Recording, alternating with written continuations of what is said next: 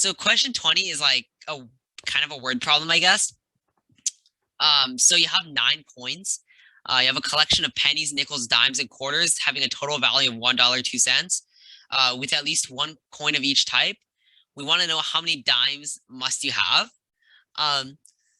So I guess like the idea with this question is like, I feel like maybe it's easiest to like kind of guess and check sort of. So I guess one way you could do is you can set up equations, right? You could say, oh, suppose you have P pennies, like N nickels, D dimes, and Q quarters.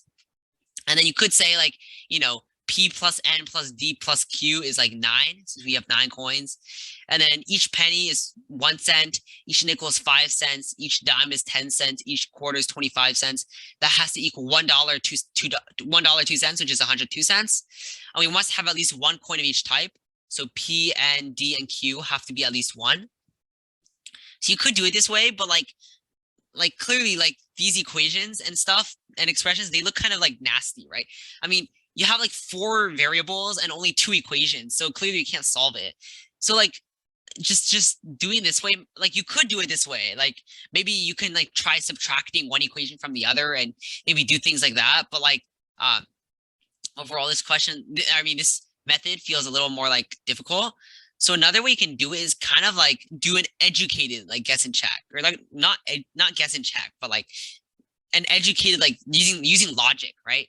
So if you have $1, 2 cents, notice that like you can't have 5 quarters, right? You cannot have 5 or more quarters, because 5 quarters is equal to $1, 25 cents. So if you have at least 5 quarters, then like that's not possible. That's obviously not possible. So the maximum number of quarters you can have is 4 quarters. 4 quarters is going to equal like $1. So we're given that we have $1, 2 cents in total, and 4 quarters equals $1. That means we must have 2 cents left, right? So 2 cents, but those 2 cents must come from the 2 pennies, right? So 2 pennies. There's no other way to form 2 cents. But notice that like 4 quarters, 2 pennies, that's 6 coins total. But we have 9 coins. So like clearly this doesn't work. So that means we cannot have 4 quarters. So the next logical thing to try is what happens if we have 3 quarters, right? That's the next largest possible number of quarters we have. So suppose we have 3 quarters. So 3 quarters is going to equal 75 cents. So that means if we do 1.02 minus 0.75, that would give us 0.27. So we have 27 cents remaining after these 3 quarters.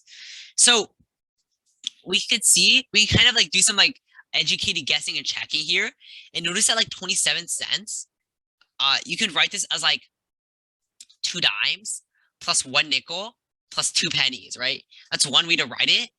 That's like the most efficient way to write it. And when I say efficient, I mean like using the least number of coins possible. So 27 cents is 2 dimes plus 1 nickel plus 2 pennies, but 3 plus 2 plus 1 plus 2, that gives you 8 coins. But we're given that like we have 9 coins. So like clearly this is not the correct number of coins. So the next logical thing to try is suppose we have 1 dime. Notice that 27 cents you can write as 1 dime plus 3 nickels plus 2 pennies. Right, 1 dime plus 3 nickels plus 2 pennies. And then if you were to check it now, you have 3 quarters, 1 dime, 3 nickels, 2 pennies, 3 plus 1 plus 3 plus 2. That gives you like 9. So that tells us that this works. 3 quarters, 1 dime, 3 nickels, 2 pennies. And that also satisfies the condition where we have at least 1 coin of each type. So in total, we want to find how many dimes must we have. And we found that in this case, this configuration works, and we found that we have like 1 dime in total. So the answer would be like 1. And that would be like choice A, which is like the right answer. So like maybe like I guess like if you didn't want to like do this kind of guessing and checking, like if you want to do the algebraic way, like you could do like what we talked about in the beginning, which is like if you suppose that we have P pennies, N nickels, D dimes, Q quarters, we know that the total number of coins is 9. So P plus N plus D plus Q has to equal 9. And the total number of like cents, right? Pennies are worth 1 cent. Nickels are worth 5 cents. Dimes are worth 10 cents. Quarters are worth 25 cents. That's equal 102 cents. And we're given that like P, N, D, and Q are all greater than or equal to 1, right? Because we're given like we have at least 1 coin of each type. So I guess like what you could try doing is maybe you might think, oh, we can try like subtracting this equation from this equation, right? We can kind of eliminate the p. So then you would get 4n plus 9d plus 24q is equal to 93. And then from here, I guess it's still kind of guessing and checking, right? You can kind of test it one by one. I guess from here it's more obvious, right? Like that q can't be 4.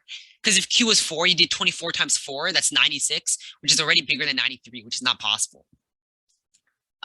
So the next largest value of q is when q is 3. So when q is 3, you get 24 times 3, which is 72. So 93 minus 72 is like 21. So you do 4n plus 9d is equal to 21. And it's really easy to see that a solution to this equation is n equals 3, d equals 1. 4 times 3 plus 9 times 1 is 21. And if you were to substitute n equals 3, d equals 1, and like q equals 3 back into like the first equation, let's say, you would find that p is equal to 2, which satisfies this problem. So like you can also do this kind of more algebraic way, but overall, like the two ways are pretty similar, I guess. Like the guess and check way kind of like in the beginning really wasn't that bad. You just kind of like use some logic and like do some math and you get the right answer.